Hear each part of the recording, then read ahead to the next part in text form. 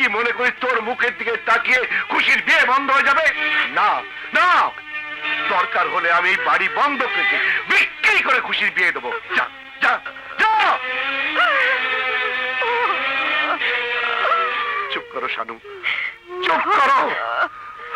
আমি এখনো মরিনি শানু, আমি এখনো মরিনি। আমাকে বাঁচতে হবে, আমাকে সুস্থ শরীরে বাঁচতে হবে শানু, বাঁচতে হবে।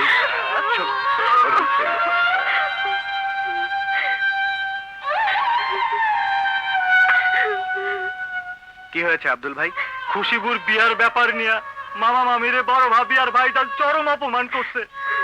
মামা মামি আজ তাকে সারা জীবনের কষ্টের পুরস্কার পেয়ে গেছে।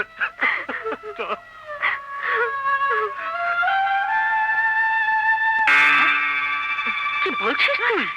টাকা খুব বেশি লাগবে না মা, ওদের হাতে তো সময় বেশি নেই। এর মধ্যে চাপে ফেলে কিনে নিতে পারলে অল্প দামেই পাওয়া যাবে। ঠিক আছে, তবে জামাইয়ের নামে নয়, কিনলে তোর নামে কিনবো। সে তো বটেই।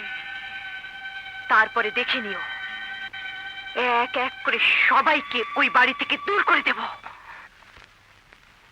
আমি বাড়ি বিক্রি করছি? কে বলেছে আপনাকে?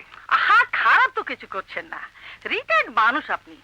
ভালোভাবে মেয়ের বিয়ে দিতে গেলে আজকাল অনেক টাকার দরকার হয়। বাড়ি বিক্রির সিদ্ধান্ত নিয়ে বুদ্ধিমানের কাজই করেছেন। কিন্তু টাকা দিয়ে জামাই কেনার মতো বুদ্ধিমান আমি এখনো হইনি বেআইন সাহেবা। বেআইন সাহেবা, তুমি আবার অসুস্থ শরীর নিয়ে এখানে উঠে এলে কেন? এতদিন পর বেআইন সাহেবা এসেছেন, আমি কি শুয়ে থাকতে পারি? আমার জন্য ব্যস্ত হতে হবে না, আমি আবার যেখানে সেখানে কিছু মুখে দেই না। আমি এসেছি আপনাদের সাহায্য করতে। 5 লাখ টাকা চেকও সঙ্গে নিয়ে এসেছি। দেখুন বেআইন, আপনি আমার আত্মীয়া, আমি এমন কিছু বলতে চাই না যাতে আপনার অপমান হয়। তাই বাড়ির ব্যাপার ছেড়ে অন্য কথা বলাই ভালো। দেখুন, আমি আপনার ভালোর জন্যই বলছিলাম। আপনার অপদার্থ ছেলেরা তো আপনাকে একটা পয়সা দিয়ে সাহায্য করতে পারবে না। সেটাই হাতে যখন সময় থাকবে না, তখন বেচতে গেলে ঠকে যাবে। আমি আপনাকে ঠকাবো না, পুরো 25 লাখই দেবো। মায়না হিসাবে 5 লাখ টাকা রেখে দিন। না, এই বাড়ি বিক্রি হবে না। মা, কে তোমাকে এসবের মধ্যে আসতে বলেছে? এরা টাকা দেখেছে কখনো যে টাকার মূল্য বুঝবে? হ্যাঁ হ্যাঁ, এমন টাকার মূল্য আমার বাবা বোঝেন না। মজুদদারি, মুনাফাখরি আর স্মাগলিং এর পাপ টাকার মূল্য আমার ভদ্র ইমানদার বাবা বুঝবে কি করে? কি বলে তুমি?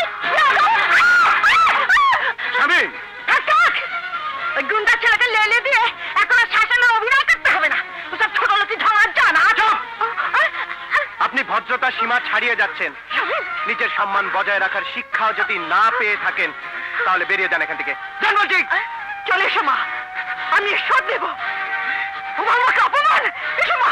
যাবেন না বেআইন সাহেবা, আপনি যাবেন না। মা, মা, শানা, শানু, তোরা কি তোদের মাটাকে মেরে ফেলবি?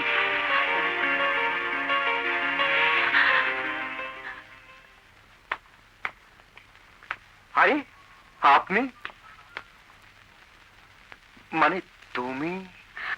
আপনার সঙ্গে আমার কিছু জরুরি কথা আছে। বেশ তো। এখানে না, আমি চাই না যে আপনি আর আমি ছাড়া এ কথা অন্য কেউ জানুক। কেউ জানবে না। বাবা বাসা নেই, তুমি বসো তো। আমি বসবো না, আমি শুধু একটা কথাই বলতে এসেছি,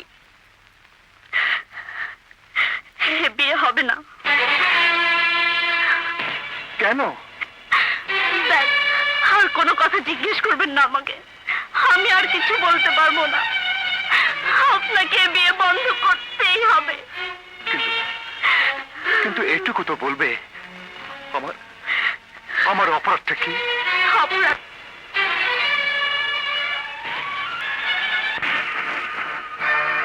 কি হলো, থেমে গেলে যে? থেমে তো যাবই, আজ যে আমার থেমে থাকার দিন, যে যাহা বলে সব মুখ বুঝে শোনার দিন। বলো, তুমিও বলো, যা মন চায় বলো। আমার মেয়ে ঘর থেকে বেরিয়ে গেছে, আমাকে তো শুনতেই হবে। বেরিয়ে গেছে? খারাপ, খুব খারাপ করেছে। বলবেন না, বলবেন না। সত্যি কথা বললে ওনাদের গায়ে ফসকা পড়ে। আপনি ঠিকই বলেছেন। সত্যি কথা খুব কম লোকই সহ্য করতে পারে। অন্যের গায়ে একটু ধুলো এসে পড়লেই নাকে রুমাল দেয়, আর নিজের গায়ে ময়লা দুর্গন্ধ দেখিয়ে দিলেই খেপে যায়। ইকবাল, বুঝুন বুঝুন এবার কেমন ফ্যামিলিতে আত্মীয়তা করতে যাচ্ছিলেন। ভাগ্যিস মেয়ে আগেই থেকে গেছে, না হলে আমি যেমন মেয়ে দিয়ে হাত কামড়াচ্ছি আপনাকেও তেমনি পস্তাতে হতো। আমি তো বলবো আপনার ভাগ্য ভালো, আপনার ছেলেরও ভাগ্য ভালো। হ্যাঁ, ভাগ্য যে কতটা ভালো ও নিজেই দেখুক। হুম। আমি ডাকে ওকে।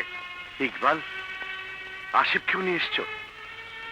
ছেলেটার সামনে আমাকে অপমান না করলে কি চলতো না?